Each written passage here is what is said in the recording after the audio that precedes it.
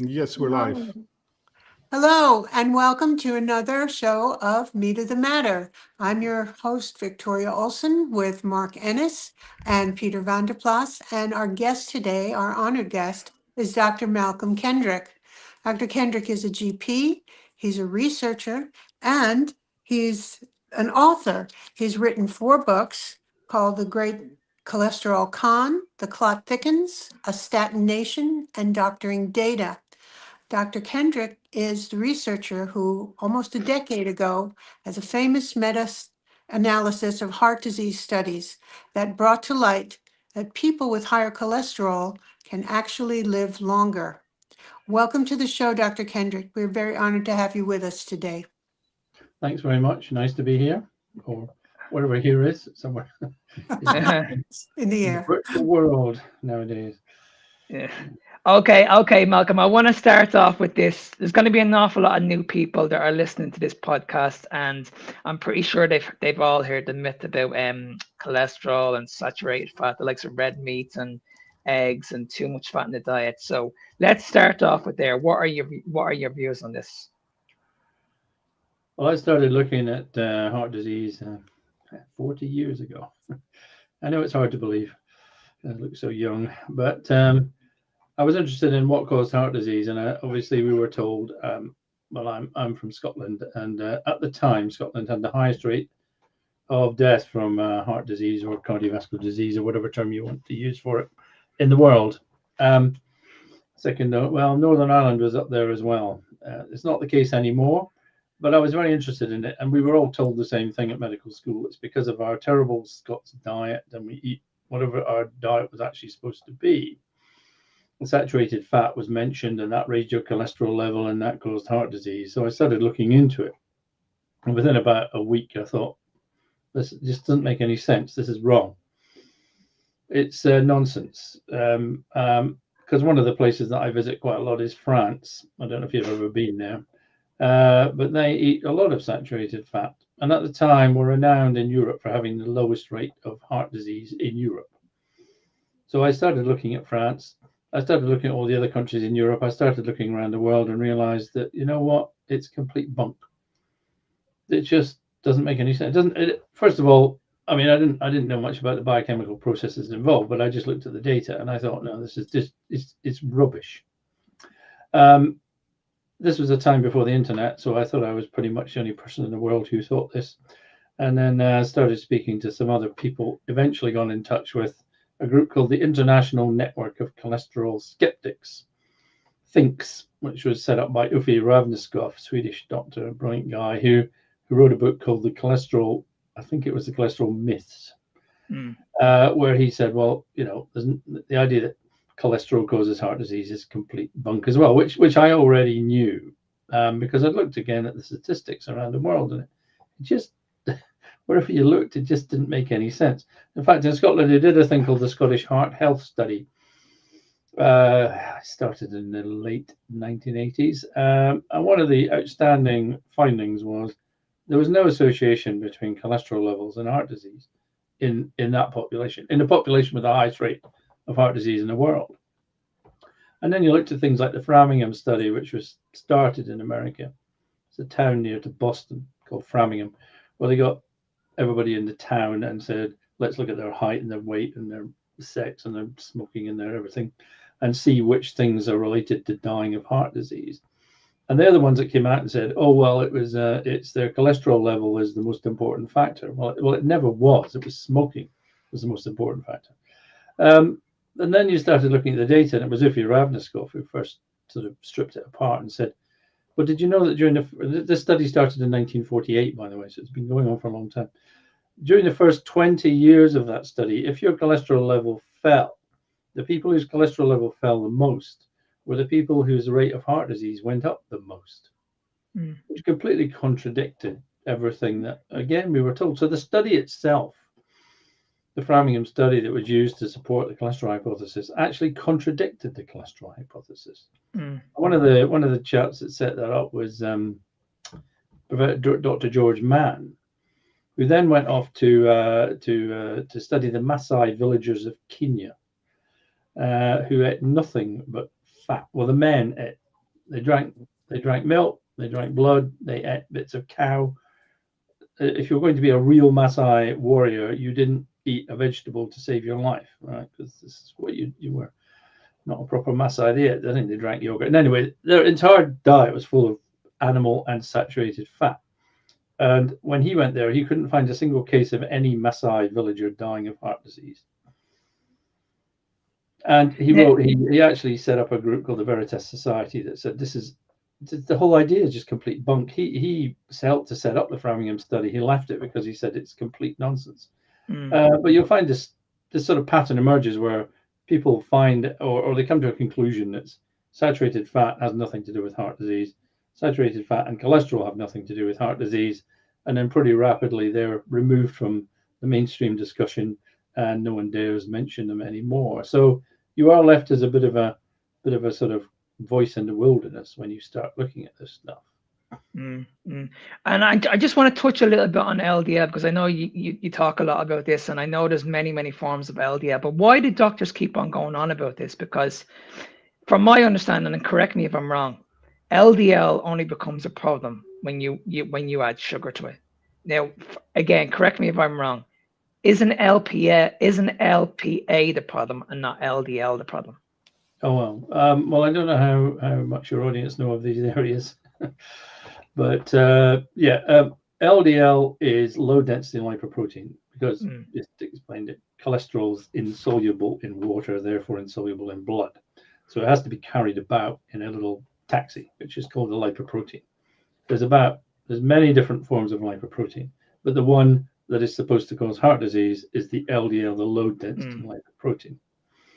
Why they chose this one, well, your guess is as good as mine, but they did. But there is another lipoprotein called LPA, which is actually an LDL molecule with an extra protein attached to it. So it's the evil twin, if you like, of LDL. There will be a lot more interest in this in the near future because a couple of pharmaceutical companies are trying to and have created drugs that can lower LPA.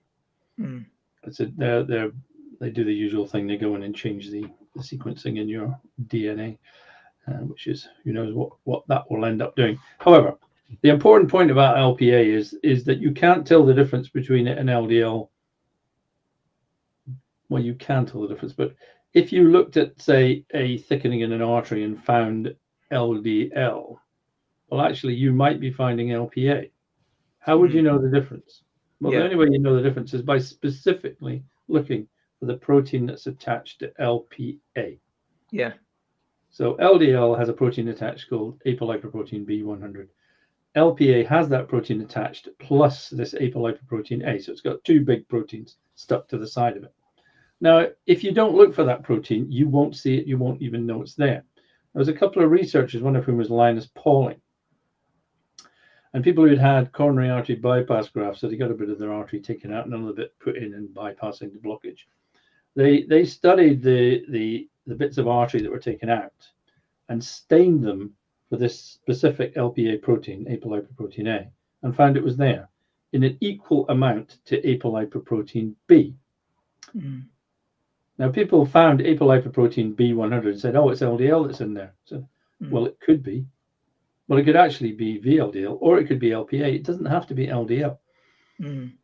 So they're like, it was like the wrong suspect. You know, it wasn't me. It was my evil twin brother that was there. But they didn't look at this. People don't even look at it. They've just started to look at this. This work was done by Linus Pauling 20 years ago, 30 years ago. The problem with that is that he worked with a guy called Linus Matthias Rath, who you may or may not have heard of. But he became persona non grata because he said that there was no such thing as HIV, or if there was, you should treat it with vitamins and you shouldn't be using antiviral drugs. So he's now about as popular as Andrew Wakefield in mainstream medicine. So he did this work with Pauling, and the work was published, and they said, "Is this protein?" Now you might say, "Well, so what's that got to do with the price of beans? Why does this protein matter?" Well, the fascinating thing about that protein is it's identical to a protein you find within all blood clots, and that protein is called plasminogen. And you might have heard of clot busters. Tissue plasminogen activator is a clot buster. They were used a lot more maybe 20 years ago. If people were having a heart attack or a stroke, they used to inject them with TPA, tissue plasminogen activator. And that activated plasminogen, which turned it into plasmin, which sliced the blood clots apart and removed them. So that was a clot buster, right? So that's a part of the whole sequence of blood clotting in your body. It's a really complicated system. The interesting thing about the protein attached to LPA is that although it is chemically identical, it's folded in a different way. Protein folding you may have heard of with prions in the brain. So if you start folding proteins in different ways, they have completely different effects, right? So when an enzyme comes along to a protein that looks like that, and it fits into it, and it makes it work, and it splits it apart, it does its enzyme things. But if you turn the protein around like that, then it can't attach. It's exactly the same structure, but it can't attach. There's racemic mixtures and all sorts of things.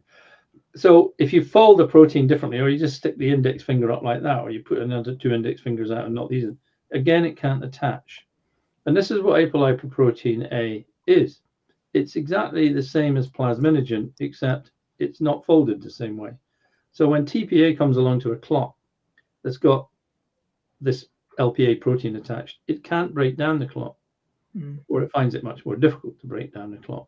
So essentially, whatever clot has formed is much more resilient and potentially therefore dangerous. It's more difficult to remove, and it's more difficult to break down, because the breakdown systems in the bodies don't work on it, or they don't work as well on it. And you might ask yourself, well, what the hell's that doing there? Why is that there? What's the purpose of such a thing? And when you start looking at the body in the way that I like to, which is, well, why the hell would it be there? And this is what, in fact, Pauling and Rath said, was that basically 40 million, I'm sorry, this story is getting complicated. 40 million years ago, certain animals, certain mammals lost the ability to synthesize vitamin C. So we can't make it. Almost all animals can make vitamin C, but we can't. There's about certain fruit bats and guinea pigs and a few apes can't do this either. And we can't. We're in a lineage that can't do this. Which is not a problem, because normally we get enough vitamin C in our diet all the time. It doesn't really matter. But you know that when sailors used to sail across the seas in days gone by, they would get scurvy because they couldn't get enough vitamin C. And one of the biggest problems if you don't have enough vitamin C is that vitamin C is required to make collagen. So there will be a test on this at the end. Collagen is like the steel bars in concrete, essentially, and it's throughout your whole body. You're full of collagen. In fact, sharks are made of collagen. They don't have bone. To give you some idea that collagen is quite important. And the first thing that starts to break down if you don't have vitamin C and collagen is your blood vessels. So they start to crack. And as they crack, you start to bleed. So the first symptom, visible symptom of scurvy, is you have bleeding gums. But obviously everything else is bleeding as well. And eventually you bleed to death internally. That's how scurvy kills you, all right? So their hypothesis is, and you can find this, is that if you don't have enough vitamin C and your blood vessels start to crack open, it would be quite nice to have a plug, glue to hold them together, if you like. Because that would stop you bleeding to death at times when you don't have enough vitamin C. So it becomes a survival advantage. And that is what they believe, and I believe this is true as well, is the purpose of LPA is to find cracks in your blood vessels, cover them over, and stick to them quite hard, so you don't then bleed and lose blood all over the place. All right? So that's the purpose of LPA. Animals that don't synthesize their own vitamin C they have LPA, and other animals don't. So it's not 100%. All right.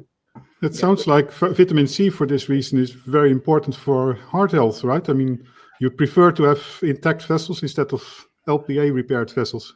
Once the vessel, well, for the short term, having these sort of sticky patches on your blood vessels is a good idea. In the long term, if you keep sticky patching your blood vessels, you're going to end up with as you may know, I believe that the thickenings and the plaques in your arteries are due to blood clots that have stuck to your artery walls.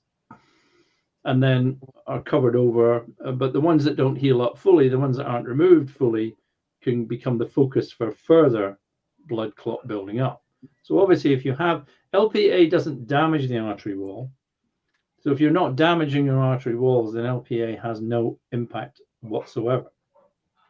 It's only once you start damaging the artery walls by things like smoking and high blood pressure and high blood glucose and whatever, that LPA becomes a problem.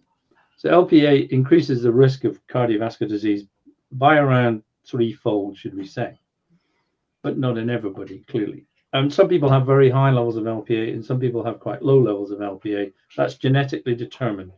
Up till now, it's been impossible to really do much about that level. Rath and Pauling said you should take lots of vitamin C every day, and that will stop you ever having heart disease. I don't believe that's true, but I do believe, obviously, it wouldn't be a bad thing to do. Now, especially as when you get a viral infection or any form of infection, your body really burns through vitamin C quite quickly. And a lot of these infections actually damage your blood vessel walls. So SARS-CoV-2, for instance, the reason why it caused the problems it did was it was attracted to a particular protein on the cells that line your blood vessels, the endothelial cells. That's how it gained entry. It gains entry through a thing called an A2 receptor. Then the virus is in your cell, it's in your endothelial cell, and it's growing. And at that point, your cell says, I've been infected, please come and kill me, to the immune system. The immune system revs itself up and starts attacking all the cells that are infected, and starts wiping them out. Now, of course, once you do that, then you'll get blood clots throughout your cardiovascular system. Now, at the same time, the cells are burning through vitamin C to keep themselves going.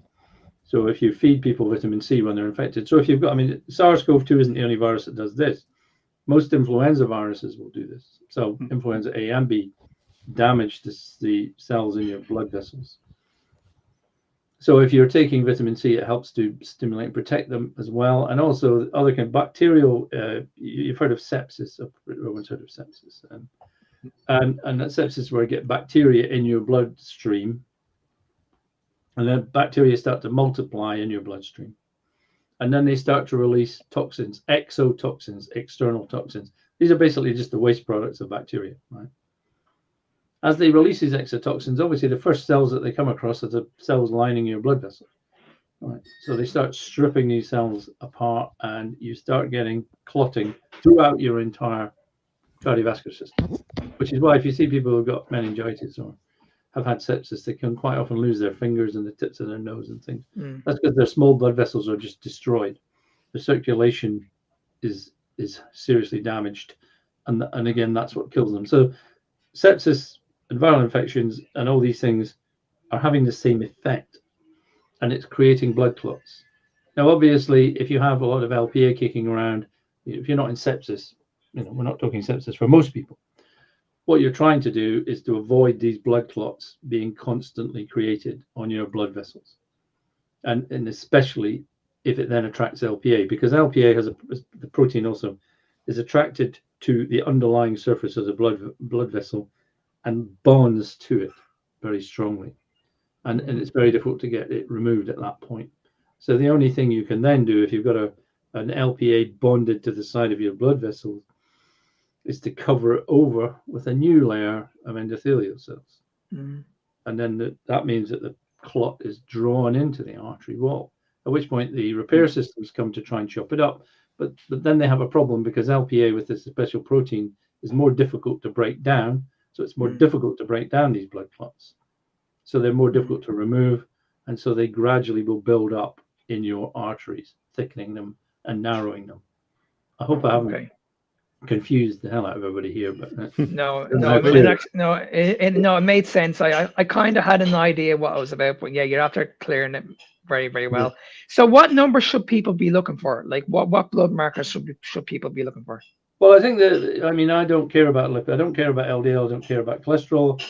The LPA, I mean, you could say you could worry about it, but what can you do about it? Well, there are some people say that you can lower it down a bit if you take a lot of vitamin C.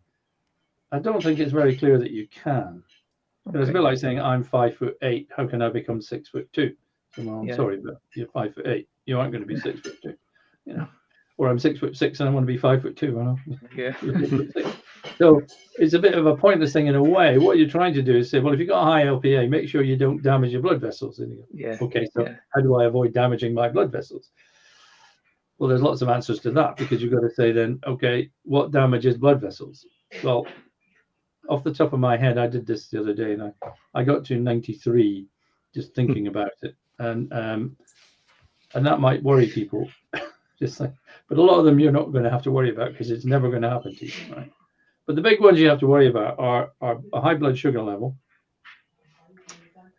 because a high blood sugar level damages the lining of your blood vessels in all sorts of different ways. So if you've got a high blood sugar level, you've got diabetes, that's the thing I would worry about. How can you deal with that? Well, probably the people here know that we stop eating so many carbohydrates, you idiot, you know, which is pretty obvious. Well, insulin itself also damages the lining of the blood vessels. A high insulin level is possibly actually more damaging than the high sugar level. Oh, wow. All right, there's a lot of paper. I've just been looking at a bunch of papers on this as well. So you don't want to have a high blood sugar level. Definitely not. Now, clearly, having a high blood pressure causes increased turbulence and flow and all sorts of things. So having a high blood pressure is not a great thing. And some of the classic things that will damage your blood vessels are smoking, yes. Air pollution, yes. Wood smoke fires, unfortunately, because I like wood fire smoke. So what happens here is that if you smoke or you inhale smoke from a wood burning fire or air pollution, is that your lungs are relatively leaky, at least to very small particles, nanoparticles. So these nanoparticles get into your lungs, and then they travel out of your lungs into your bloodstream. All right. And in fact, studies done on healthy volunteers have shown that if you smoke one cigarette, a healthy volunteer smoking one cigarette, and you can measure the breakdown products of the endothelial cells that line your blood vessels, you are actually killing you're killing endothelial cells by smoking. Now, at the same time, the repair process is kicking. So you get new blood vessels, you get new endothelial cells are produced, primitive endothelial cells, and the whole thing gets cleared up.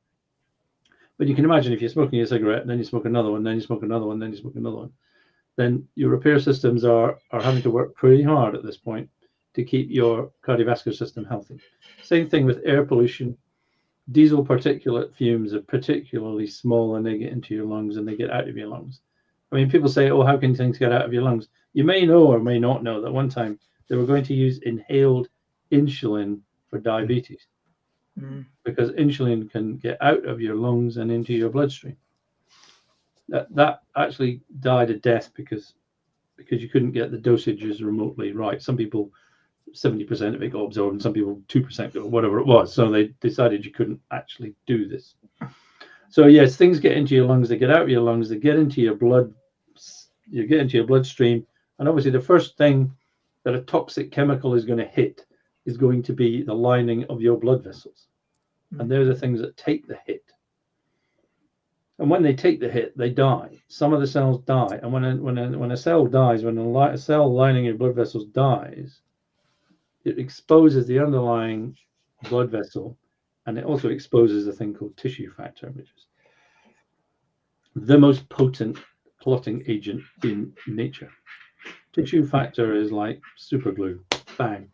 The moment the bloodstream is exposed to tissue factor, it clots like that instantly, really quickly. It has to, because what the body thinks at that point is that blood vessel's been damaged. So if, say, you were being attacked by a lion or a tiger or something, then bits of your blood vessels are going to be exposed, and you have to not bleed to death. And you have to do that quite quickly. So, you know, if you get a paper cut, a very thin cut, it can bleed and it can bleed and it can bleed. And that's because actually you've done a very thin cut and you haven't really exposed the blood vessels to the blood.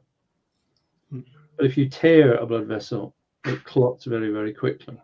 So if you tear or damage the lining of blood vessels, they release tissue factor, and tissue factor causes clots to form instantly, very quickly. It bypasses, you've always heard this factor 8 and 9 and 7 and 5 and all that stuff. That's a slow process. The quick process is this extrinsic factor. So anyway, if you damage blood vessels, blood clots form. No one disagrees with that. That's a well-known thing, right? That's central science, if you like. So what are the biomarkers you've got to worry about? Well, biomarkers will, if you depend, high blood sugar level is a biomarker. You know, HbA1c is a biomarker. It's just a biological marker of something in your blood. Can you measure the amount of cigarette smoke in your blood? Well, actually, you can, sort of. There's a way of measuring that. But you already know if you're smoking, you're smoking. I mean, no one needs to tell you, oh my goodness, you're smoking. Did you realize? You know, yes, I did realize. Other things that can really damage the lining, weirdly, I've just been writing a lecture about this for somebody, is if you don't eat enough salt, NaCl. NaCl salt, there are many different salts. Now, if you don't eat enough salt, this triggers a whole series of processes in your body, triggered mainly by the kidney. The kidney goes, because if you don't eat enough salt, your blood volume goes down, if you like, right?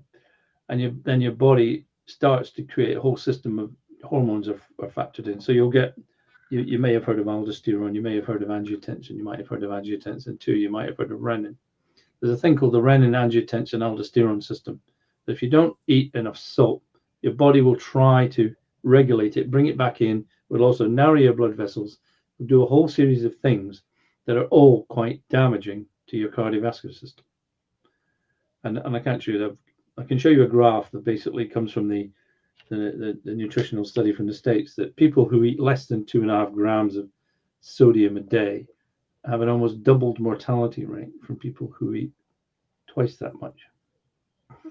How's that happening? Because you're damaging your blood vessels, because the way that the body deals with having not enough sodium in it is to release hormones that are actively damaging to your blood vessels.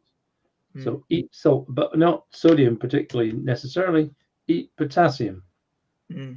Because the balance between potassium and sodium is absolutely critical. And what has happened now is we're not eating enough potassium, so the balance between potassium and sodium has gone off kilter. And this is causing our kidneys to go bonkers and release all sorts of hormones that then go around the body, knackering it. So you have to look at that. Other things that are very important, that one of the most important substances, chemical compounds, is called nitric oxide. If you've heard of it, NO minus. People say free radicals are bad for you. There's nothing freer or more radical than nitric oxide. It should be a gas.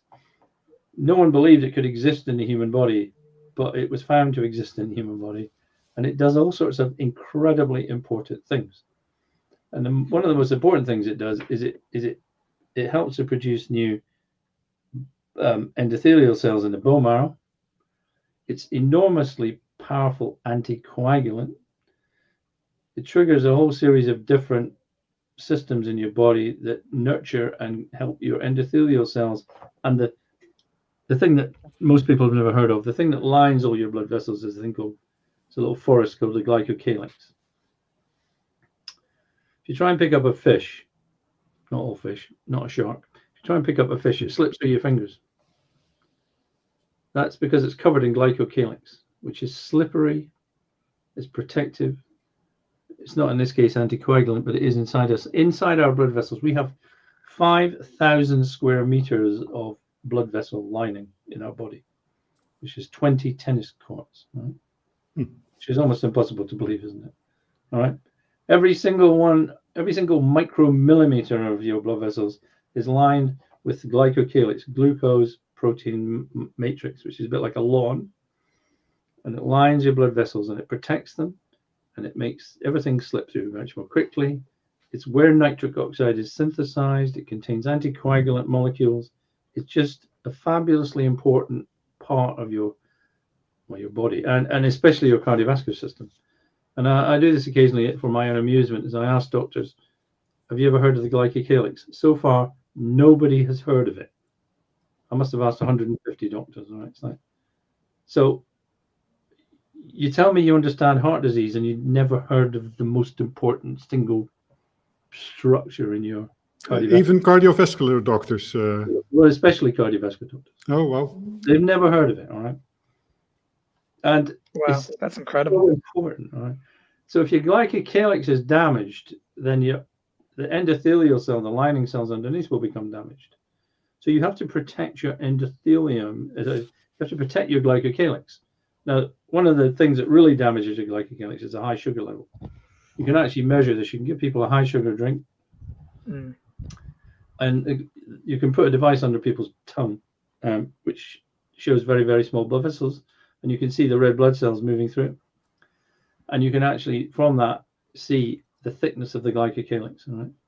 So if the glycocalyx is nice and say it's normally that wide, which is obviously not that wide because they're quite small, and you give people a high sugar drink, then the glycocalyx does that. Right. Wow. You can see this happening in real time. Wow. In fact, you know, I was talking about sepsis. In sepsis, the glycocalyx is hugely damaged, right? It can almost disappear completely. And in some units, so there are doctors who've heard of this, in some units, they measure the thickness of the glycocalyx. And dependent on the thickness of the glycocalyx is a 1-to-1 ratio with how likely you are to die or live, right? Which tells you also that what is happening in sepsis is you are stripping the glycocalyx apart and exposing the endothelial cells underneath, and then they die, right?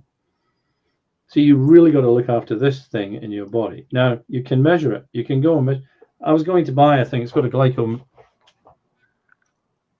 I just forgot it's glyco something. Glyco check, sorry. Which you can stick under the tongue, and you can look at your glycocalyx. And you can also see small blood vessels that have died or been damaged. You can count the number of blood vessels. And you know, when people talk about kidney disease and retinal disease and neuropathy with diabetes, and they almost seem to think we've got a separate disease going on here. It's the same disease as in your larger blood vessels. It's just that within a very small blood vessel, like a capillary, which is like 100 times thinner than a human hair or whatever it is, you couldn't get a plaque there because the plaque would be 5,000 times the size of the blood vessel. So there's nowhere for the plaque to be. But what does happen in the small blood vessels? So if you've got a high blood sugar level, at the back of your eye, you've got all these very small blood vessels, like capillaries and whatever, is that the glycocalyx is damaged, the endothelial cells die, and these blood vessels just die or burst or split apart.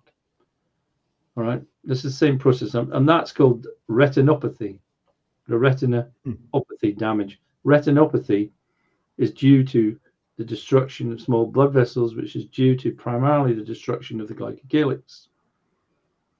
The same thing happens in your kidneys, because your kidneys, they've got these very small blood vessels in the glomerular apparatus. And if these die off, then the nephron dies off, and then you develop kidney failure. So people say that chronic kidney disease, which is the destruction of your kidneys, is a cause of heart disease. And I go, no, heart disease is a cause of chronic kidney disease. You've got this the wrong way. You've got it the wrong way around, right? And if you get neuropathy, you know, some people with diabetes lose the feeling in their fingers. Neuropathy. Well, why does that happen? It's because the very small blood vessels in your fingers and your toes are not being supplied by the very small blood vessels because they've died. So what happens is you get nerve death following this, so you lose your sensation in your fingers. It's also why you get ulcers, and because you start to lose the blood supply to your skin a bit. So ulcers don't heal up. So essentially, I know you're saying biomarkers. Essentially, to me, heart disease is very, very atherosclerotic cardiovascular disease is very, very simple. It's you ask yourself 2 or 3 questions, which is the first one is what does something damage the lining of your blood vessels, right? And if the answer is yes, then that will increase the risk of heart disease. And you can look at things that seem way out there. The disease that has the highest rate of cardiovascular disease gives you the highest risk of cardiovascular disease. A 50,000% increase in risk of dying of cardiovascular disease is sickle cell anemia. Right? So, well, how can that cause it? I said, well, the sickle cell anemia, which you probably heard of, is a disease of red blood cells. It's a genetic condition. And if you have severe sickle cell anemia, all your blood vessels look a bit like sickles, like a sickled moon or whatever.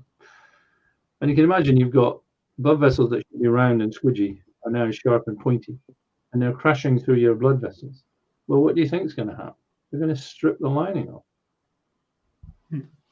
That's exactly what does happen.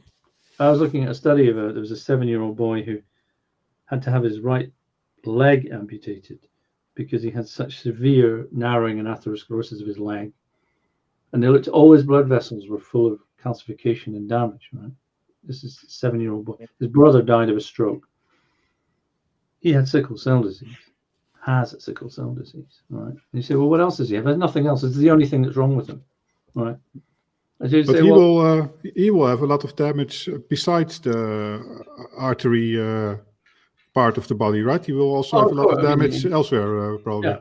Well, of course. I mean, they have strokes and they have heart disease, and the main problem actually happens in your spleen because, as you may know, red blood cells are broken down in your spleen, and they go there for changeover. But so if you look at people with sickle cell disease and look at the arteries in their spleen, they're all full of atherosclerosis. I mean, it was not known before because before they did blood transfusions and genetic treatment, the average age of death with severe sickle cell disease was 3. Right? So there wasn't much time, and you died of other things. But only once they started living longer did they start to see the longer term sequelae or problems that are associated with this. So you get other conditions. Another condition that damages your blood vessels is Kawasaki's disease. I don't know if you've ever heard of it. It's a condition. It's an infection. They don't know what the infection agent is. It affects young children, and it causes what they call a vasculitis. Vasculitis means inflammation of the vascular system. Itis just means inflammation. So tonsillitis is inflammation of the tonsils, and appendicitis is inflammation of the appendix. Vasculitis is inflammation of the vascular system, and that is caused when the body starts to attack its own vascular system. It's a kind of autoimmune effect, all right? With Kawasaki's disease, you get quite a severe vasculitis, and it can last for a few weeks. And children who get Kawasaki's disease can die of heart attacks, myocardial infarction, aged 4, right? Because it's really stripped apart their coronary arteries at the same time, right? So there's another example of, what are you looking for? You're looking for things that can damage your blood vessels. Doesn't really matter which one. It tends to be the arteries because they're under the greatest stress. You don't tend to get plaques developing, or you don't get plaques developing in veins or whatever. So you need a certain amount of blood pressure to be putting the system under enough stress, if you like. What else causes it? Cocaine. When you take cocaine, people take cocaine, the middle of the nose falls out, right? Why does the middle of the nose fall out? Cocaine triggers a really severe vasculitis, right? Notice if you've got it stuck inside your nose, the blood vessels inside your nose all die, and so the middle of your nose falls out. That's what happens. Right? And so young men taking cocaine, it's the biggest risk factor for premature cardiovascular disease in young men is cocaine use. Right? Again, what are we looking at? We're looking at damage to the blood vessels, damage to the blood vessels, damage to the blood vessels, damage to the blood vessels. Then you get blood clots forming. Yes. Then the blood clots can grow. Well, those areas where the blood clots form, you get repeated blood clotting, blood vessel narrows, eventually blocks up completely. I mean, I'm giving a few talks up in Scotland. I was just looking at this again. If you look at what they call plaques, there's things in arteries, all right? And that's the thickenings that cause heart disease and stroke. So, is if you look at them, a lot of them look like tree trunk, or if you cut the tree trunk, you see layers. And when you look at the plaques inside arteries, they've got layers. Most of them have layer after layer after layer after layer. It's what causes layers to cool? Well, that's repeated blood clotting at the same point. Blood clotting repair, blood clotting repair. It's like blatantly obvious what's going on here. I'd like to say this was all my own idea and I thought of it myself, and I am very clever. But it was first thought of in 1852 by a guy called Karl von Rokitansky, 175 years ago. A guy in Vienna was looking at this and going, this is what heart disease is. He didn't call it heart disease at that time. Right? Wow. I was taught at Aberdeen University by a cardiologist, a female cardiologist called Elspeth Smith, who has written papers on this, or wrote papers on this 50 years ago, 40 years ago. And she said, basically, blood clotting is responsible for all of the creation of plaques from the start through to the finishing final blood clot. She said, there's other people who've said this as well. I mean, fantastically interesting research where they got chickens. And what they did was they introduced blood clots into their veins, right, and their arteries. They introduced blood clots into the chicken, and they started to develop clots wherever plaques wherever these blood clots got stuck. It's like it's been staring people in. It's been staring people in the face for 175 years. It's like there's the alternative explanation. You have two explanations. You have one which is that cholesterol causes heart disease. And you say, well, okay, tell me how an LDL molecule damages the lining of an artery or even gets into an artery wall. Tell me how does that happen? No one can tell you how that happens. There's no evidence at all. No evidence, yeah. There's just, and if you say, okay, well, it's because of a concentration gradient. I mean, no, it's not, because it can't be because of a concentration gradient, because you can't have a concentration gradient in a solid, all right, and a liquid. It doesn't exist. So this idea that something moves out of a liquid into a solid down a concentration gradient is just incoherent gibberish, all right. And then the other, I mean, if you're looking at it, I used to use this argument, but I've kind of given up on it because it doesn't seem to impress people greatly. But the arteries that are big enough to have plaques in them, or atherosclerosis, or atherosclerotic plaques, or whatever term you want to use, have their own blood vessels. They're called the vasa vasorum, the blood vessels of the blood vessels. All right. Now you say, so what? I'm going to go, well, when you have really small blood vessels, capillaries, things can leak out of capillaries and leak back in. Otherwise, there'd be no point in having capillaries, because everything would just travel around the body and get stuck. So you have these blood vessels where things can leak out, all right? And LDL can leak out of capillaries, the vasa vasorum, that are inside your blood vessels, right? But there are more vasa vasorum in your veins than there are in your arteries, right? So if LDL can leak out of the vasa vasorum that exist within your blood vessels, why the hell isn't it leaking out into a vein? Why is it only doing it in arteries if it's a concentration gradient? What are you talking about? I mean, it's just incoherent gibberish. The cholesterol hypothesis. I used an example which was Isaac Newton, hugely impressive and brilliant man. Most of his working life was spent trying to turn lead into gold. He was an alchemist, right? And he must have thought, and people must have thought, well, lead, it's a metal, it melts at whatever it melts at, about the same as gold, and they're quite heavy and they're both metals. It surely must be possible to turn one into the other. You go, well, yes, until you understand atomic theory, and then you realize it's quite difficult. And what you need is a collapsing supernova before you can transmit one element into another. And so the idea with cholesterol was kind of like, well, we've got cholesterol and we eat it, and then we get cholesterol in the bloodstream, and then it gets out of the bloodstream into the artery wall. Well, that sounds very simple. It's a very simple story. But once you start to understand how the body works, it's like, it's the same thing. No, it's not difficult for this to happen. It's actually impossible. This is a stupid idea. And yet people still cling to it. You can't explain it. It's like, you ever seen the film Inception? And it's a great film. I loved it. And one of the strap lines is, what's the most resilient parasite? And the answer is, it's an idea.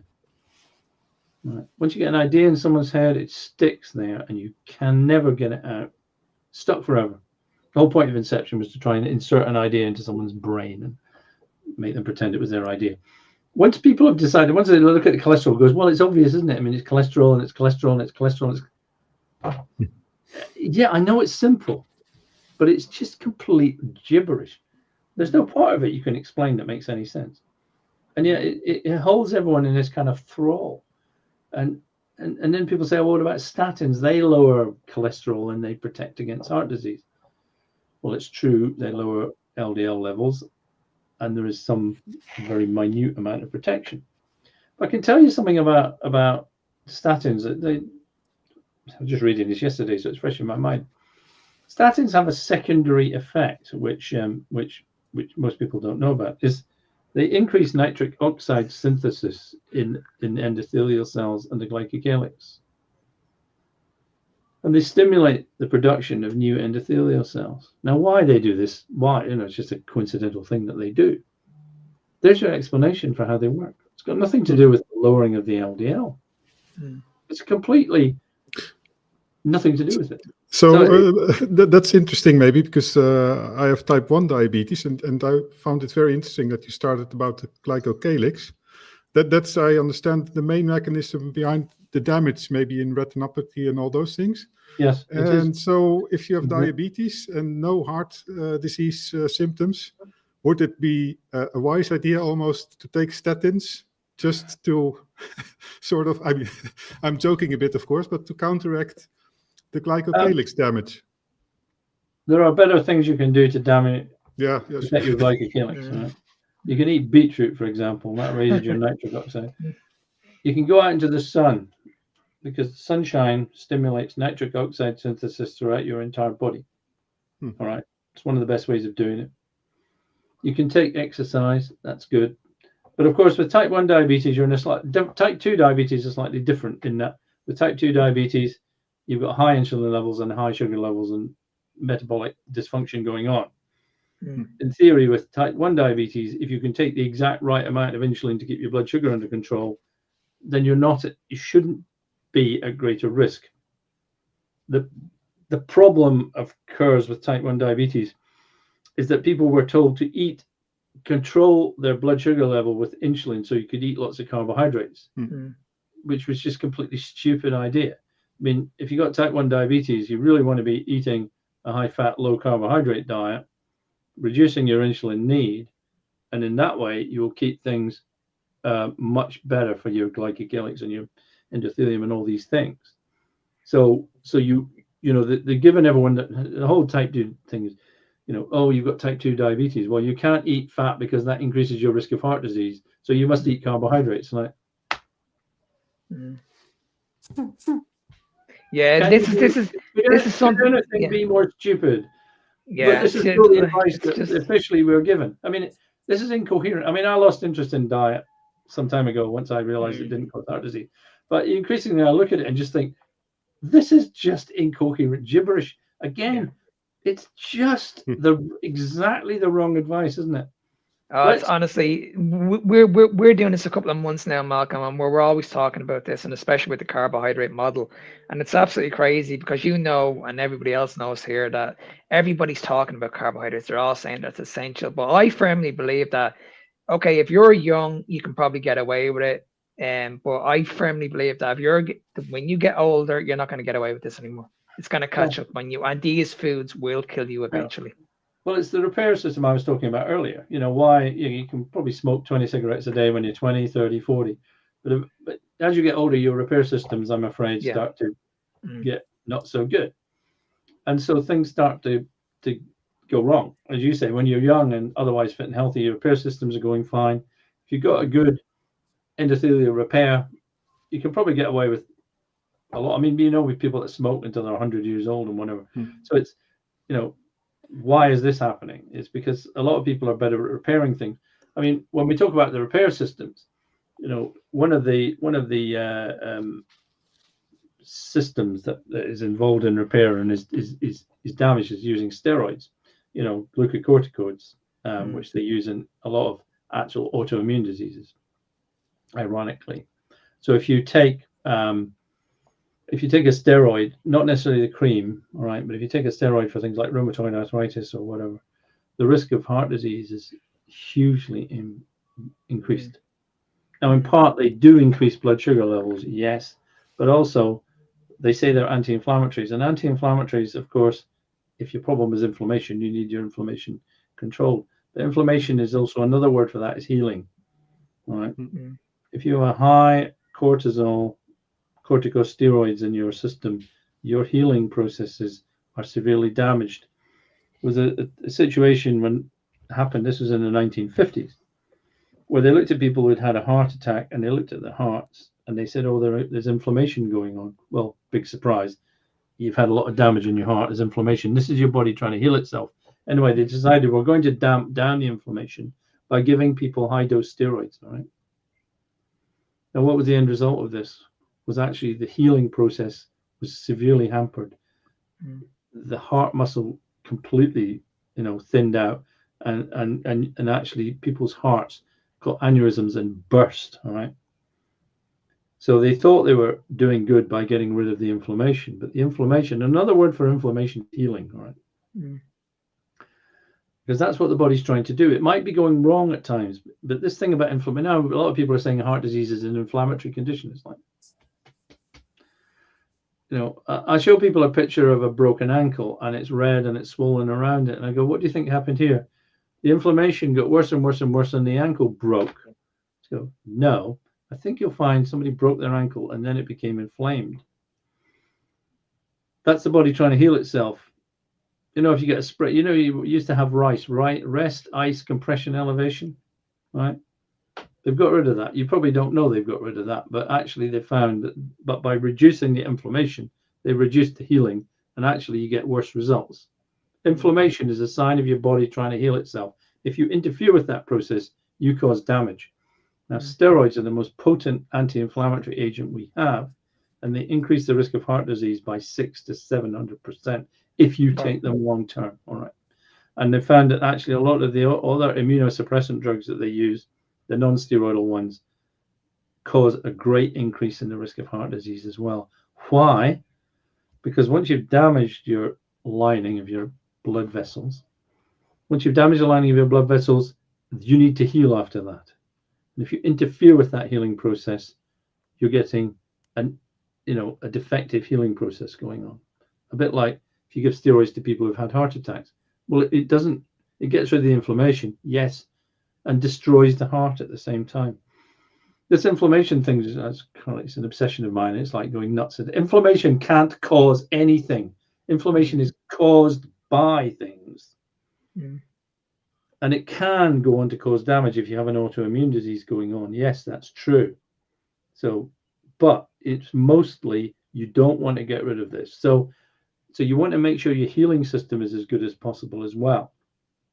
And the one thing that will damage your system of healing more than anything is chronic psychological stress.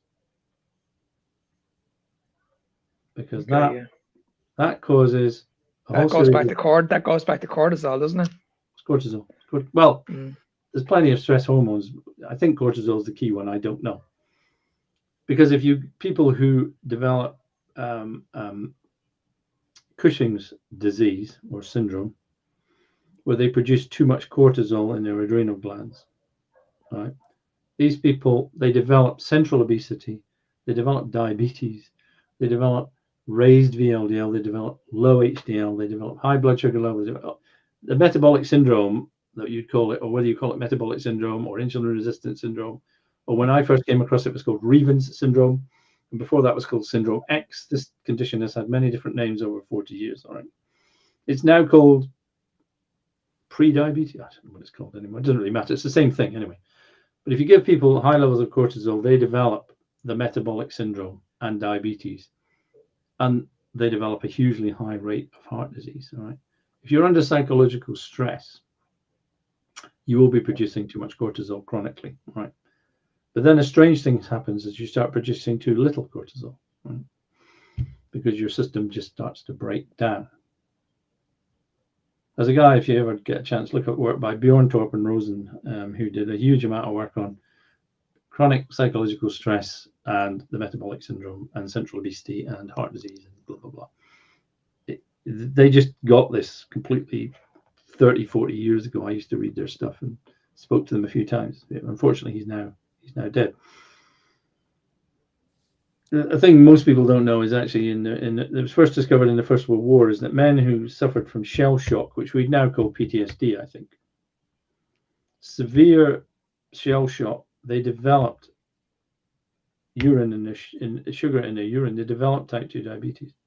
Severe depression causes type 2 diabetes. But it doesn't cause type 2, it increases because the hormones are released that are antagonist into insulin, and your blood sugar goes through the roof. Right. It's also called post-aggression metabolism. So if you're in a car crash or you have an operation, you become instantly insulin resistant to a huge degree, and your blood sugar level goes through the roof. But your psychological effect will do this as well. The people who have the highest rate of heart disease as a general population are schizophrenics, right? And they have enormously high cortisol levels shooting around in their body. They're a very high stress level all the time. So psychological stress, I used to think it was the cause of heart disease. I created a whole argument as to why everything was due to psychological stress, and then realized that it wasn't. But it's a hugely important factor in damaging your neuropsychological, it's all the hormonal system, the sympathetic system, all these things, that the fight and flight response and all these things, they're very damaging to your cardiovascular system at the same time, for all the same reasons that I've sort of outlined, and they damage the healing system. So psychological stress is hugely important. Yeah, I think like stress on its own, there's nothing wrong with having a little bit of cortisol. We know how important cortisol is, but it's when it gets elevated, that's where it becomes a problem. Oh yeah, well currently the population, I think, with the highest rate of heart disease are Australian Aboriginals. Or they call Torres Strait Islanders now, I think they call themselves. And they did a study of this population, and they found that young men, well, normally with cortisol, when you wake up in the morning, it's high, and then it goes down. At lunchtime, it goes up, it goes down. It does this cycling thing. What they found was that young Torres Island Australians don't have a morning peak. It's gone. They don't respond anymore to stress like that. They don't actually produce any more cortisol. Their system is now burnt out. Okay. They have a gigantic problem with this, and they've done the same. The Maoris in New Zealand and the First Nations in Canada and America are the same. These people have hugely high rates of heart disease. The Nepalese, in fact, I did a study. The last time I looked at it, I was looking at rates of heart disease. The top 20 countries in the world, I think it was, 12 of them were ex-Soviet Union countries. Wow. The other ones were Yemen, Syria, Lebanon. Anyway, you can guess the rest. Somalia, right? And what happens in this case? Are they cortisol resistant, or does the cortisol production go down and you lack actually the peaks for functional reasons? Right. Now you're in an area where I can't quite work out what's going on. We know what they say with type 2 diabetes. You have insulin resistance, and your insulin goes higher and higher. Then eventually you can reach a point where it kind of says your pancreas gives up, and your insulin drops, and then you actually diagnose type 2 diabetes. I think it's quite as simple as that. I think what happens if you get a chronic state of negative stressors that overwhelm your system, it blunts out. All right. Now, quite exactly what happens there, because there's all these things about the effect of cortisol in fat cells and how it operates and how it refigured. If you can work it out, come and tell me. I can't work out exactly what's going on here. But what you've got is what you call a neurohormonal dysfunction of some sort. I'm speaking to a guy, David Diamond, who does a lot of work in neuropsychology, looking at people who've got PTSD and stuff like this. And you can actually see that the nerve cells in certain parts of their brain have actually just died out, right? So there's something going on. If you look at schizophrenics, they actually have enlarged pituitary glands because they're under so much stress that the pituitary glands are bigger. Now, I think when the system starts to go wrong, it becomes so complexly wrong that it's very difficult to say exactly what's going on. Somebody will work it out. I haven't worked it out. I haven't worked out what's happening with cortisol. But put it this way, it's a dysfunctional system, and when that happens, you are at very high risk of dying of heart disease. They did a study in Lithuania and Sweden, and at the time, Lithuania had a very high rate of heart disease, and the only different factor they could find was psychological measures of depression and anxiety and feelings of hopelessness and blah, blah, blah. and they had 6 times the rate of heart disease of the Swedish population. It's called the Litkoping something study, which is fascinating. You know, when the wall came down in the USSR, when the rate of heart disease in Lithuania was first. The rate of heart disease was going down like that. It doubled over 3 years and came back down again. And that exact same pattern can be seen in all of these ex-Soviet Union countries. Russia was a couple of years later. The Russian rate doubled, then it went down, then it had a huge banking crisis, then it went up again, and then it's gone down. It's quite so you can almost monitor the this what I call the psychosocial stress, if that's the correct term. Yeah, so there will be one for the COVID pandemic as well, probably. Right? I predicted we would see more heart disease after the COVID pandemic, and we have seen more heart disease after the COVID pandemic. Now, that might be mixed up with the fact that SARS-CoV-2 actually does have problems with the cardiovascular system, so you need to disentangle that. But there's no doubt. I mean, which country was first to have a high rate of heart disease? Might have been the USA, right? The USA had the Great Depression, had huge rates of immigration. Then they had the Second World War, and their heart disease rate went like that, and then went like that. The next country in the world to have a really high rate of heart disease was Finland in the 1960s, right? And you think, well, Finland is a nice little country up there. Not much happens. In the late 1940s, early 1950s, the Russians took over a region of Finland called Karelia and shifted 1.5 million people. They just displaced them into Karelia. The largest forced relocation of people in the history of the world. And the rate of heart disease went through the roof. And it especially went through the roof in the region of Karelia, right? That was the highest region. I see someone's right. Is heart disease still increasing, though, now? Depends what countries you're looking at. We become very Eurocentric. Heart disease in India is going like this at the moment. Yeah. Like that. It's going up. It's doubled in the last 10 years, I think. Well, I'm thinking now that all these are examples of quite acute problems, wars or depressions. So maybe the last few decades, could we see also, like, I don't know when it started, did it start go up in the 60s or so, that this slightly less steep slope, that it's sort of the same thing as well, related to social stress but more secondary. I think a lot of people, I think the Second World War was quite a major thing for a lot of Europe in many ways. But of course, you're not looking at a lot of people lived through that when in their 20s. By the time we're getting to the 40s and 50s, we're talking about the 1970s and 80s. This is when you're going to die of the disease, if you like. That's sort of what happened in Scotland. The other thing that happened in Scotland was Glasgow had a population of about 1.5 million, and about 500,000 of the population of Glasgow, more than that, were taken out of what they called the tenements and put into new towns around Glasgow. So they're basically forcibly relocated into social housing.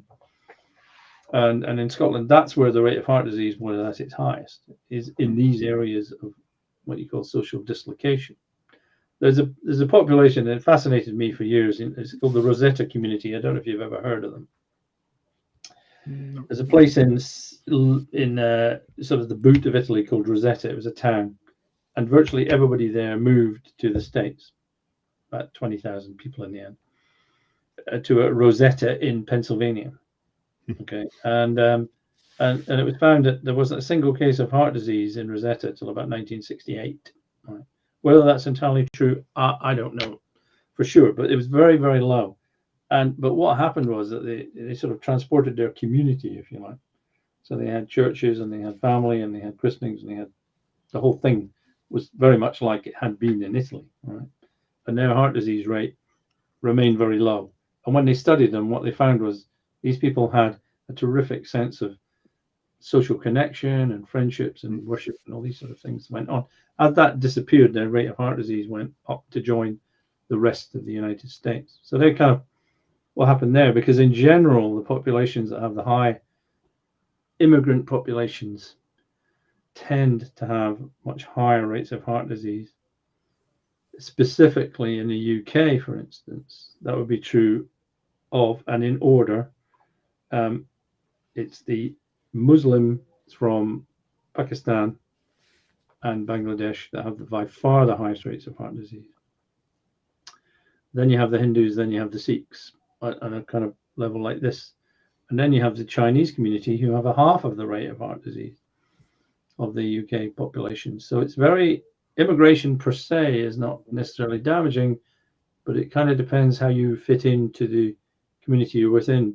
The Muslim population in Sweden have 6 times the rate of heart disease of the surrounding population. And in the UK, it's about 4 times the rate, right? And you could say this is perhaps an example of racism and other things going on that make these people feel very isolated and under pressure. Yeah. So these things are very important. They're clearly very important. And you say, well, how does that become heart disease? The connection is, I say it's through what I call, and I use this term psychosocial stress, which other people have used, and I think you sort of know what it means, but it might be quite difficult to actually say what exactly it is. So when you're coming to heart disease, yes, there's a lot of these biomarkers, and researchers become very obsessed with measuring things and sugar levels and insulin levels and levels of this, that, and the next thing. But actually, there's more general things that I think are very important. They did a fascinating study, which I think I mentioned it in the Clot Thickens, maybe it was somewhere else, was they looked at little counties in Northeast America, and somebody said, let's look at how many sort of nasty posts people are making, right? So critical posts and being horrible, whatever, right? Not quite entirely sure how they decided this, right? And the rates of heart disease in those areas. And it's like you could put one graph on top of the other. The more negative and horrible the comments were from this little place in wherever it was, the higher the rate of heart disease. And the more positive and gentle they were, the lower the rate of heart disease. It was like, you can't believe how closely it relates, right? So you've got sort of 500 points of data. It's like one sits on top of the other. I don't know how you would redefine that, but I think it's really important. And I think when I say to people, what's the most important thing you can do to prevent heart disease? It would be, chill. Go outside, have a walk. Don't let people bully you. Don't let people be horrible to you. Have good friendships, have good social support systems. These, you've heard of the blue zones? Blue zones? Yeah. I mean, the guy that did it wanted to prove that it was all diet. Well, he never proved this was rubbish. What he proved was that the reason why different communities had lower rates of heart disease was if they were really socially supportive of each other. And they had friends and friendships and social groups and things like this. This was the most important factor by a million miles. And I've got blue zones sitting there in my book somewhere. And yet still the guy says, well, it's obviously to do with diet. And in fact, one of the places I looked at was Sardinia. And in fact, the Sardinians wrote to I can't remember his name now, that wrote the book, saying basically, well, you're completely wrong. We don't eat vegetarian diet. We eat pigs and sheep and things. And it's just rubbish, but he just wanted to make his findings fit, which I find is a very common thing.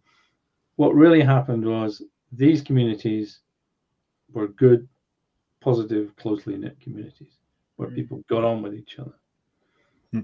And that's, you can't really measure that scientifically, can you? So.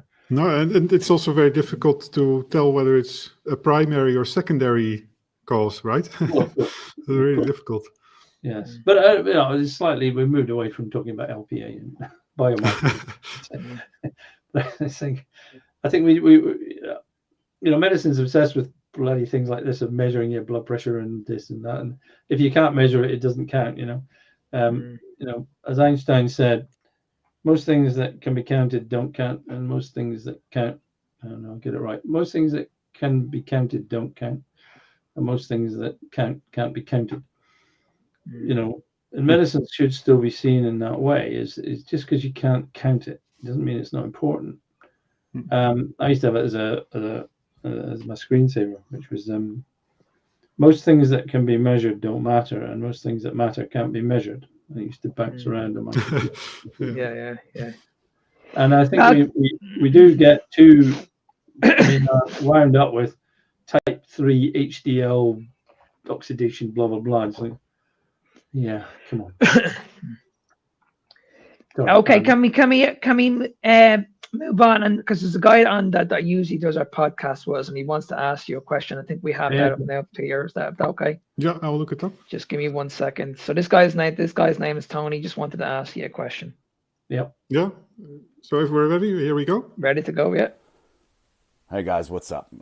Dr. Kendrick, I'm really sorry I couldn't be there. I really wanted to meet you, and I've been a fan of your work for a very long time.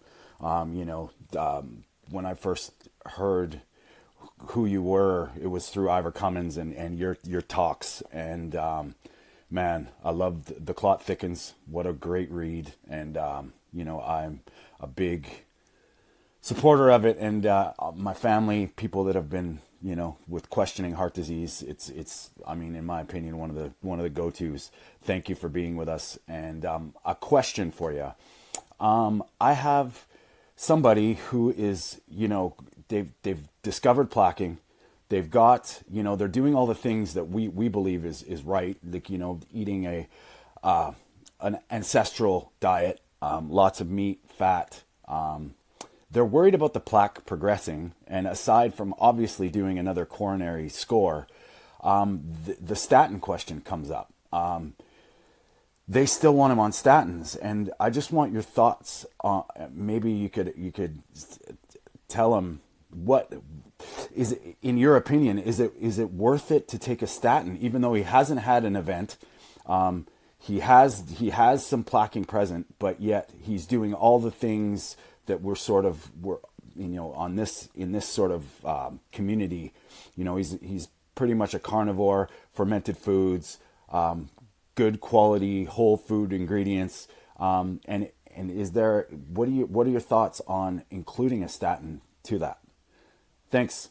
Have a great show, everybody. Thanks for being there, Dr. Kendrick. We really appreciate it. Well, the statin question comes up an awful lot because people are under a huge pressure. In the UK, we have a thing called the Quality Outcome Framework, which I don't know if you have in Ireland, which is basically a list of all the things you're supposed to do as a GP for your patients. So you weigh them and you measure them. But there's a lot of the latest cholesterol indicators have come out, and basically they've lowered the level of LDL at which you should be taking a statin and lowered the age and da-da-da-da. So the entire medical profession is, at least superficially, of one mind. You should be taking a statin. Now that's very difficult to go against, because I have people ask me, what doctor can I speak to in Britain that shares your views? Well, none in public. So therefore the whole statin question, I have discussed the fact that statins have some benefits. I think I would say that you have to make your own mind up on this, and people will have to make their own mind up on this. But the statistic I like came from a study done by Christensen in about 2012. He looked at the statin trials and said, well, why are you taking a statin? The most important thing is to not die, right? So it's to live longer, or however you want to determine that. And they looked at that time, the 6 major trials that had been done, and then said, well, what is the average increase in life expectancy, assuming the trials are correct and there's no bias and no whatever? The answer was, if you took a statin for 5 years and you had no pre-existing heart disease, or at least no diagnosed pre-existing heart disease, the average increase in life expectancy was 3 days. Right, 3 days. So there's 0.6 of a day per year. If you had pre-existing heart disease, it was 4.2 days, which is 0.75 of a day per year. And that, they present this as like a 20% reduction in this and a 25% reduction in that. That's statistical manipulation. I haven't got time to explain how they manage that. But if you want to read doctoring data, I do go through that ridiculously. Christensen 2015, the effect of statins on health survival, blah, blah, blah. Yeah, thank you. And I almost got the year right, I think. Which is quite impressive. And anyway, I was trying to get it published in the BMJ, which was the same study. I worked with a guy who did a thing called RMST, reduction in mean survival time. But the answer is you will live about half a day longer, maybe on average per year if you take a statin, according to the clinical trials. Right? Now you can make a decision: is that worth it or not? I don't think it. I think you spend at least half a day going to the pharmacy and getting your prescription, and then taking the tablets, and then getting blood tests, and you'd probably waste more of your life than you would save per year. And that assumes that they have no adverse effects whatsoever. All right. Now I think statins have quite a lot of adverse effects. I know that the mainstream have come out with this utterly bogus study saying that they have no adverse effects whatsoever. You got to bear in mind is, when you get a box of tablets and there's a big huge thing in them about patient information, which no one ever reads, and in Britain it's usually in Polish because that's where the drugs come from now. Yeah. Anyway, if you look at the adverse effect on statins that they have to do, and this comes from the clinical trials, so it has to be accurate. All right, they're legally required to do this. Okay, so if you look at adverse effects from statins, they say about 10% might get muscle pain, brain fog, blah blah blah. So this is what they found in the clinical trials. All right, otherwise they wouldn't put it on their stuff. Now I've spoken to many people. The first person, he's now sadly died, is my father-in-law. Had terrible heart disease, blocked arteries, and was put on a statin, and reached the point where he couldn't walk anymore. He literally couldn't get out of his seat and walk. Right. And of course, he wouldn't listen to me because his doctor had said you must take them. I said, well, try going off them for a couple of months and see what happens. He got back. He was able to walk fine. He could walk down. He could go and get his paper and everything like that. He went to his GP, who said, well, it's not the statins causing this. You must go back on them. Right. He went back on them. He couldn't walk. That's what I call a challenge re-challenge, right? In fact, I was speaking to there was a Dutch television company a couple of years ago. I was sitting in my kitchen having a chat with them about statins. And I said, and one of the things statins cause, which is not even written down anywhere, is that they seem to cause a great deal of people to become quite irritable, really angry about stuff, right? And this was actually somebody doing an electrician was doing some stuff next, in my kitchen at the same time. And he said, my wife's just gone on statins, and you're describing exactly what's happened to her. All right. Okay, so I had a lady who was about to have what they call a laparoscopy, which is you open up the abdominal wall and look inside, because she was getting such severe stomach pains that and no one could find out a cause for it. I said to her, look, stop the statin and see what happens. She came back 2 weeks later and said, all the pains have gone. All right. People get brain fog. They get cholesterol is a hugely important chemical in your body. Outside of water, I think it's the second most, probably is. Makes up 25% of the weight of your brain, the dry weight of your brain. Makes up your neurons. Makes up your hormones. And the idea that you can start blocking this off and you're not going to suffer any problems. When in Merck were the first company to market statins, and they did work on them, and they realized that one of the things that statins does is it interferes with the production of coenzyme Q10. Now, where they block the production of cholesterol it's like a tree, if you like, and that tree has branches that branch out. At the top of one of those branches is cholesterol. Top of another branch are things like dolichols, and the top of the other branch is coenzyme Q10. So you're not just blocking cholesterol synthesis, you're blocking the production of a lot of other things at the same time. Now, why is coenzyme Q10 is probably a lot of your people have heard of it. It's a cofactor in your mitochondria in the production of ATP. Now, people haven't heard of ATP, adenosine triphosphate. It is the energy, it is the battery in an electric car. It's the petrol in your car. Everything, all of your metabolism to do with energy production ends up making ATP. That is the single chemical that produces all of the energy that runs your body. Right? Everything runs off ATP. Okay. Now we have and coenzyme Q10 is involved in the step of producing ATP. And if you don't have coenzyme Q10, you can reduce your ATP synthesis by 50%. So you're going to think, well, that surely isn't a great thing to be doing, right? To be reducing the single energy supplying chemical in your body by 50%, right? Now, Merck knew this because they'd done work on animal research. And when they were about to launch the statin, they were going to launch it with supplemental coenzyme Q10. So you take 2 tablets at once, take a statin and coenzyme Q10. Now, and they put in patents. I've got the patent applications somewhere on my computer somewhere. I can find them, I'm sure. Anyway, so you think, well, they then decided, well, it's not going to look very good if you have to take a tablet that also has the antidote to the tablet simultaneously. Not going to make it sound terribly safe. So they never launched that, all right? So what's the commonest adverse effect of a statin is muscle pain, right?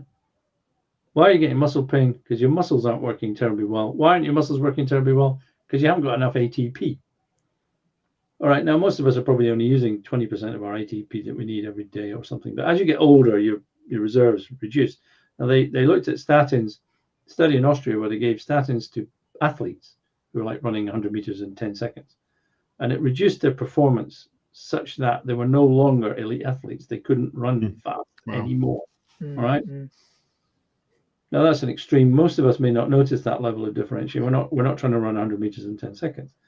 But as you get older, you will notice this. So statins have a whole series of really quite unpleasant effects on the body. And some people, I don't know how, seem to get no adverse effects. Or maybe they don't even recognize their adverse effects. But to my mind, you're going to live for 0.6 of a day per year longer. And the chances are you're going to get a whole series of... I used to have a saying, I said to patients, which was, statins add 15 years to your life. And they go, well, that's fantastic. I go, no, they don't make you live 15 years longer. They just make you feel 15 years older. Older, yeah. Right? And they laughed, and I went, well. And I think that's, personally, I think that's true. It's like, people say, I'm getting aches here, and I'm getting joint pains, and I'm getting this, and getting that. And then the doctor goes, oh, you're getting older. What do you expect? And well, maybe not to feel this old this quickly. So, in my personal opinion, the benefits, and they have some benefits, are just not worth it. But take them, and then if you have absolutely no adverse effects, and you think, I feel absolutely fine, right? I was playing golf with a chap the other day, and I'd spoken to him about it, and he reckons since he stopped taking his statins, he's added 20 yards to his drive when he drives the ball. Right? Wow. Amazing. Okay, now I don't know if this is true or not, but he's felt the difference. All right, he feels more energetic. He feels better in himself. You know, if you're going to take a drug for the rest of your life, it's going to make you feel blech. I just don't think it's worth it. I mean, I can't make that decision. I'm more of a kind of, I'd rather live a short, happy life than a long, miserable life. For other people, the extent of their life expectancy seems to be hugely important to them, and maybe an extra half a day a year they think is worth it. I can't make that decision on their behalf. All I can do is say, these are the figures, all right? This is what it shows. So, you know, I don't want me, you know, when someone says, what should I say to someone? I say, tell them the facts, and then they can make their decision on their behalf, all right? Because I don't want to say, you made me do it. I'm like, no, I didn't. I just told you what I know. You're deciding. It's not my decision. I think that's the important message, Malcolm, is that it's your choice. You've got to make that decision what you want to do. Because I had this with my family last year when I lost my parents last year to cancer, and we had this in the hospitals. Okay, what do we do here? And when I walked into the hospital, I said, listen, okay, why are they've been medicated all the time? Like, why are you feeding them sugar all the time? Like, I was asking these people these questions, but they weren't able to give me the answers that I was looking for. And because my parents were so weak, they weren't in a position to answer for themselves. So I felt like I had to do it for them. But because they were so far long gone, then they were literally in the doctor's hands, and it was a bit too late for me in the end. So I think people need to understand that when we look at statins, they might, when we look at medication, and no, you're a doctor, you know better than all three of us. Medication do have their place, but you need to be looking at the foundation and saying, okay, what other things can we focus on first of all before we go down this route? Oh, absolutely. You know, I mean, the thing I'm writing about was that, you know, this QOF thing I was talking about, where you measure your blood pressure and your cholesterol, it's led to what I'd say is polypharmacy, millions of different medications. All are being, the average medication, I can't give you the exact statistic, but I think the average 60-year-old is now on 7 medications in the UK. In America, it's more than that, right? And you would say, well, if you're on all these medications and they've all been proved to be beneficial, then surely what we would be seeing is people living longer. The reality is, in the last 10 years in the United Kingdom, our life expectancy has reduced, and the healthy life expectancy has reduced even more proportionately. Now, when this first came in, this quaff thing in 2005, I think it was, I argued, I said, this is not going to benefit the health of people because they'll just be given more and more medications. And in the end, the burden of that's going to overwhelm any potential advantages that we see. And when I started as a doctor, we were told no one should be on more than 5 medications. We've now reached a situation where it seems no one should be on less than 5 medications. It's become ridiculous. And there is a movement called Too Much Medicine, of which I joined briefly and then didn't have the time to spend with it. But there are doctors and others around the world going, we've got to stop this. One time there was a thing about lowering blood sugar levels with medications. There was a study called Accord, I think. We're going back 2007, I think, where they tried to use every possible way of driving people's blood sugar levels down as low as possible on the basis that would be beneficial. So if they used metformin, that didn't work. They'd add insulin and they'd add glycoside. And are they doing that with Ozempic at the moment? Sorry. Are they doing that with Ozempic at the moment? Does Ozempic not do that? Like it's coming. It's not part of the guidelines yet of these guidelines. But anyway, what they found was if they drove it down, I mean, the target was 7, and they said we'll get it below 6. All right, which those figures have changed. But anyway, that's pretty low. What they found was it increased their mortality by about 25%, trying to get the blood sugar down with all these medications. I was in a meeting and I said, look, these guidelines are wrong because the evidence is that we're trying to drive things down too far. We're causing more harm than good. And these people are like, oh, well, we can't be interfering with this. This is part of the nice guidance. I mean, we're going to be killing people by doing this, The evidence is this will kill people. And yet people are kind of trapped in the headlights. This is I've just been looking into the, we've reached a situation now where we've got what they call evidence-based medicine, which I was all in favor of at one time. I was very early on, I helped to set up the evidence-based medicine group in Oxford. I thought this is a good idea. We should have evidence for things. But unfortunately, the evidence is now distorted, right, by the pharmaceutical industry, essentially. They feed it in. The evidence then becomes part of the guidelines, and then the guidelines become this rigid framework that you can't get out of. So, if you're a GP in the UK and well, actually around the world, or a doctor anywhere, and you say, I don't believe those guidelines are correct, and I'm not going to prescribe this, then you will be struck off, right? Yeah. You will lose your job. Okay. That is a definite, and especially if, say, I didn't put someone on a statin, and a week later they drop dead of a heart attack, right? And the relatives would go, that's your fault. I'd be done, right, at that point. That would be me as a doctor gone. Okay. So we have this very rigid framework, which is why you won't find, you have to make your decisions for yourselves, because the medical profession, unfortunately, I think it's a dreadful thing, has become captured within this framework of rigid guidelines, which you cannot escape from. And you can't go outside of these things at all. But why are they not held accountable, Malcolm? Like when we look at what's going on in the world at the moment with heart disease and all these other diseases, and we look at what happened during COVID, why wasn't anybody held accountable? Because then I think you'd have to find like everybody accountable. I don't know. It's too big. It's too big a thing. I mean, we have it. I mean, it's like at all levels. And unfortunately, it is. I was looking at a thing, inclisiran. You may have heard of it. It's a cholesterol lowering medication. It's a new thing. It's now part of the guidelines for. It's the latest cholesterol thing. It's considered you must be trying to use this, and it's a group of my particular nemesis, Oxford University people. They've worked on this drug and they've got it into the guidelines. And there's a little bit at the bottom that says, at the moment, there is no evidence that that inclisiran has any impact on heart disease. Right. So we're now getting drugs pushed in to the system where they don't even have any evidence at all. But they did beyond statins, a thing called PCSK9 inhibitors that lower LDL to a far greater extent than statins, like by 60%. It lowers LDL. And we're looking at this first study that came out on one of the drugs called Repatha. And it stated it reduced the risk of MI, cardiovascular death, and stroke by 20%. That's how they promoted it. That's what was on the paper. And that's how it got onto the market. And now it's part of the guidelines, right? Mm-hmm. People went back and I looked back, and what we found was that actually there were more cardiovascular deaths in those taking Repatha than taking the placebo.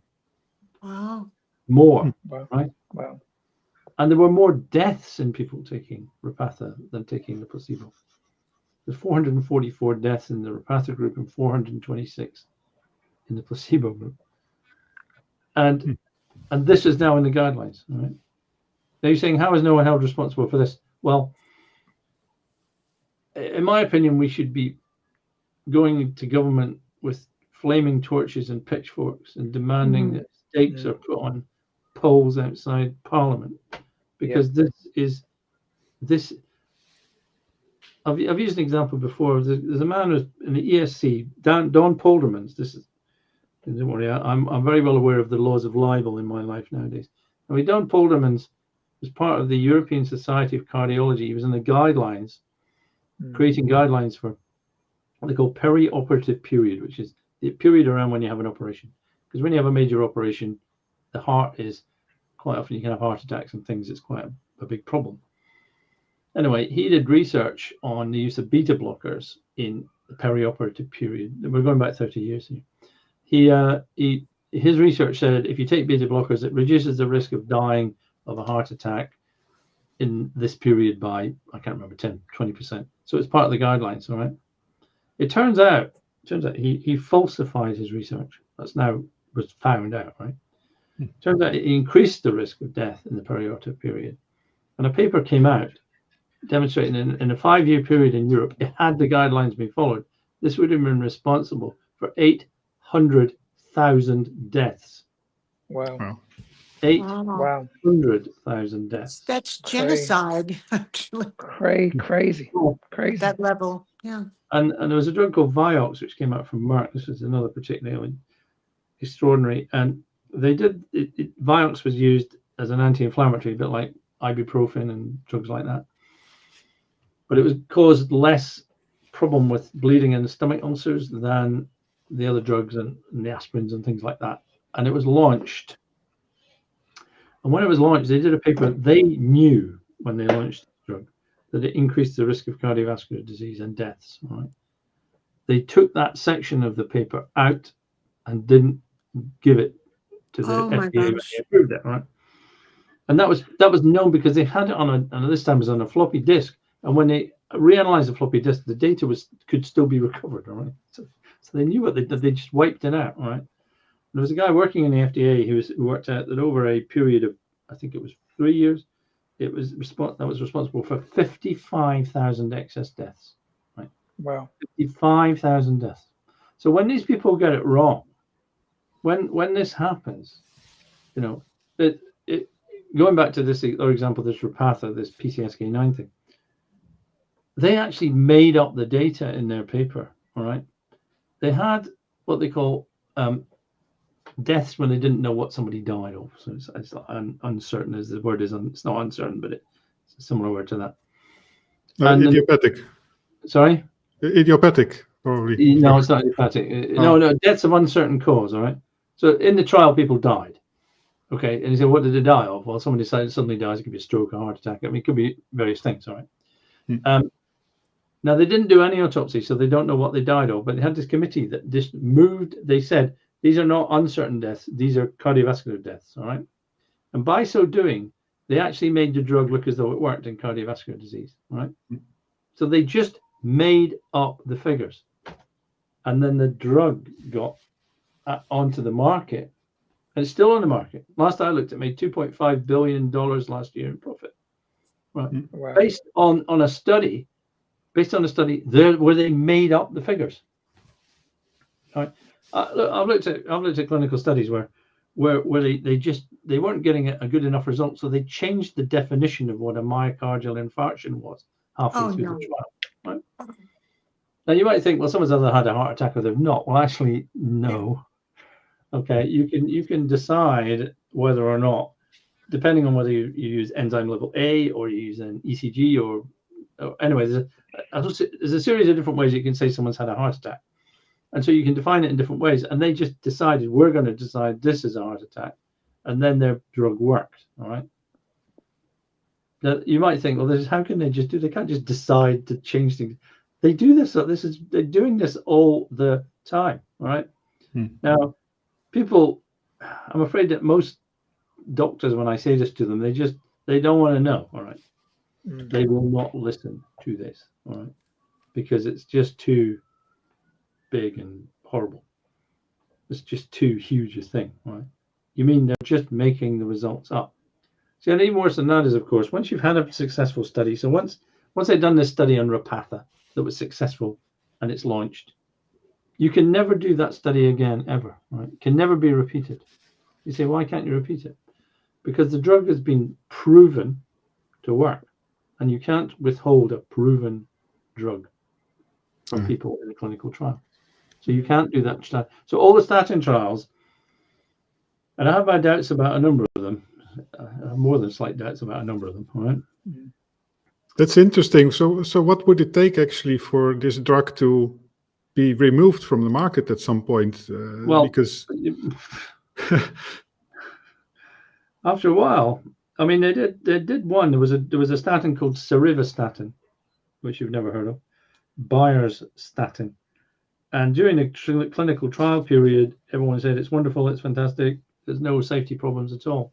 It was then found to cause what they call rhabdomyolysis, which is a condition where your muscles disintegrate, right? And then the disintegrated muscles go to your kidneys and you die of kidney failure. Rhabdomyolysis. You start peeing Coca-Cola. You start peeing Coca-Cola and you're dead. Anyway, it was then found, so it can happen. You get post-marketing surveillance that it increased the risk of rhabdomyolysis by about 9 times as high as any of the other statins, and quite a lot of people died of rhabdomyolysis. And then they did get it off the market. Right now, the cynic would say, well, there was plenty of other pharmaceutical companies who didn't want this statin to be launched, so they went after it. There's a lot of competition in this world, all right? But you can, if something's really killing people, it will probably get picked up. But if something's not saving people, right? If the efficacy is not there, no one's going to pick it up.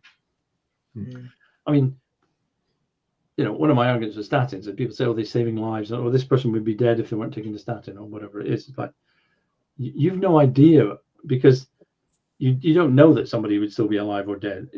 Once you've given it, you're purely reliant on these clinical trials.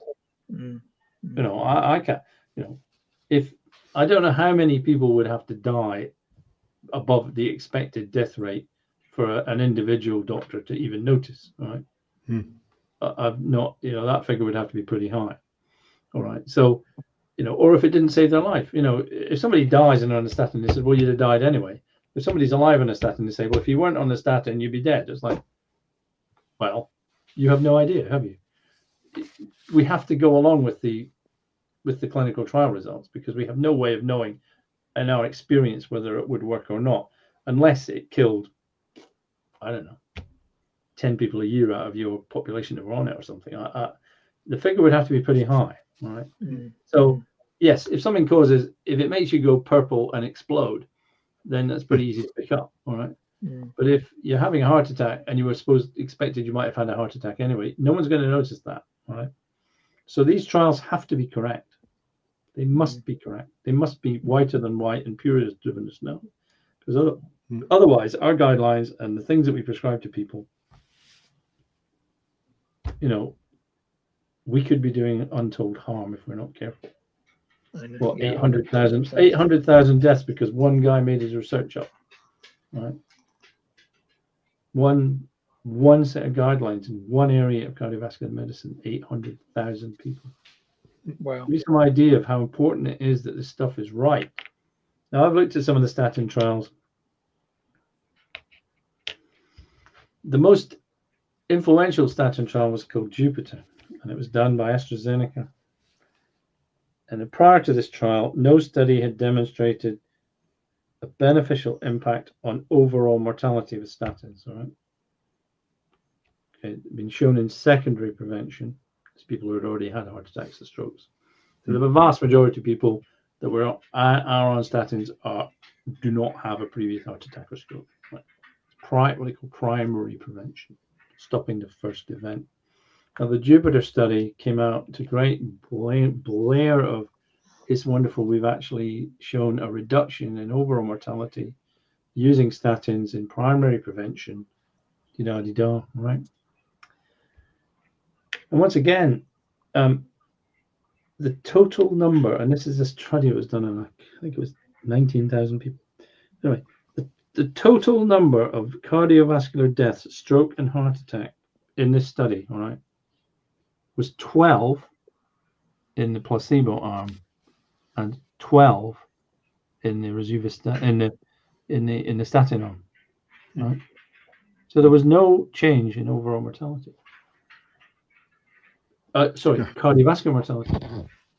There was a change in overall mortality.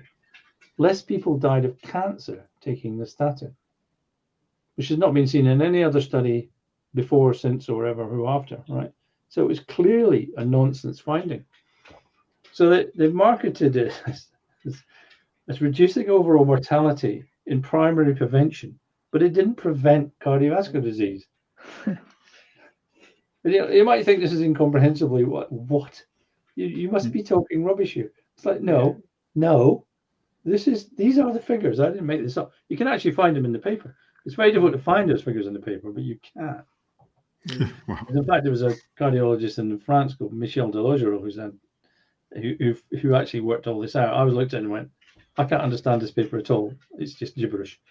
And he spent ages and sorted it out. So we're in a situation of like, and because of this paper, of course, then everybody was, now it was beneficial to put people on statins in primary prevention, which included hundreds of millions of people around the world, hundreds of millions of extra people, based on a study that didn't show any benefit on cardiovascular disease mortality, and yet was presented as if it had.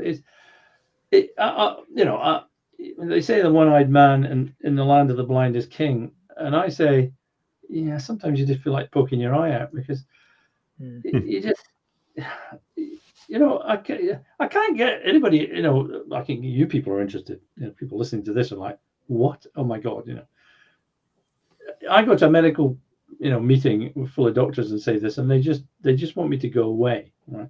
They don't want to listen. They don't want to have anything to do with it. They don't want to be associated with you. They don't want to hear any of these things, all right? And they can't argue against it. They just go, no, this guy's just a maverick. He's not a cardiologist. What does he know? He's, anyway. But at the end of the day, Malcolm, if you can't win, then what chance do we have? Well, I think you can win in the end, right? Of course you can. Well, if I didn't think I could win, I would just shut up and go. But there have been times I've thought, if people want to just kill themselves with stupid drugs and doing stupid things, let them. But then I know that actually there's maybe, I don't know how many people are listening to this. Tomorrow night I'm speaking to other people. I'm doing conferences and speaking and write books. And I know I'm having an effect on thousands, tens of thousands of people, right? I know I'm having a positive effect on a lot of people. I haven't changed the whole world. I suspect I never will, and I suspect you never will. I'd like to change the whole world. I'd like people to say, you're right, this is what causes heart disease, and blah, blah, blah. But you've got to, in the end, there's a phrase I like is you change the world one conversation at a time.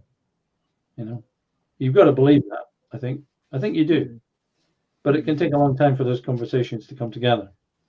All right. You know, I get an increasing number of people wanting me to give talks and speak and waffle on about various things. So I'm making a difference. You're making a difference. You're making a difference right now. Because we're giving people confidence. There's people sitting here thinking, yeah, no, I'm much more certain I'm doing the right thing. All right. And then they'll speak to somebody else. And it may not change their mind, but they might change their mind. It might change, you know, it nothing changes and then everything changes. Right? It's like it's in history. Things move very slowly, then all of a sudden, all right? You never know when that all of a sudden is going to happen, do you? You never know when you're going to suddenly make that thing happen. You can't know that. But it will happen, because in the end, you know, and I know, and we all know here, that the truth and science, it kind of wins in the end, because it doesn't never dies, does it? It's always there. You can concrete over the lawn, and eventually a bit of grass will come through and the concrete will go. You know, it takes a lot of effort to keep the truth down. Okay, it takes a lot of money to keep the truth down. But in the end, the truth is immortal. It never dies. 100%. Well, that's maybe a good positive note to end for today. I don't know, because we don't want to rob you of your time, of course. I mean, I could listen for hours, but I was going to say I was going to say the same thing. Like, Malcolm, we want to be respectful of your time, but we would love to have you back on again. I know you're a busy man, but if you're available in the next couple of weeks, because I have so much more I want to talk to you about. I'm pretty sure Peter does, and I'm pretty sure Victoria does. Yeah. So if you're ever available in the next couple of weeks, we'd love to have you on for round two. My next couple of weeks are not available, but after that, I've got some time. I'm going off to Scotland and doing various things and charging about for the next couple of weeks. So, you know, happy to speak to you guys again. I know it may have gone a bit random. I tend to do this. I tend to go all over the place, but I think that I think there's a kind of awareness and awakeness that needs to happen in it. I don't know. Anyway, you know, hopefully it's helped people here and yourselves, and that you want to know more stuff and be comfortable and be confident in yourself. It's very difficult when you've got the whole world apparently against you, isn't it? You know, it's difficult to keep going sometimes.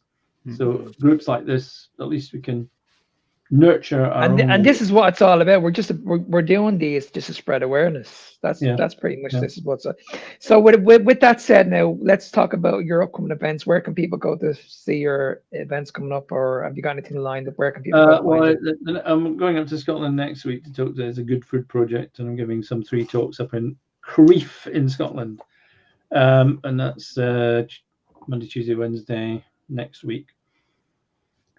After that, I'm going up to Scotland to see my daughter and her new husband. And then there's a meeting coming up in London on the 9th of November. It's a Sunday, if that's the 9th, or if it's the 8th, which will be down in London, which is just being sorted out at the moment, where I'm just going to talk about heart disease and stuff like that. And obviously, if you put in my name into Google or whatever, you'll get all sorts of YouTube things that come up with me waffling away and stuff like that.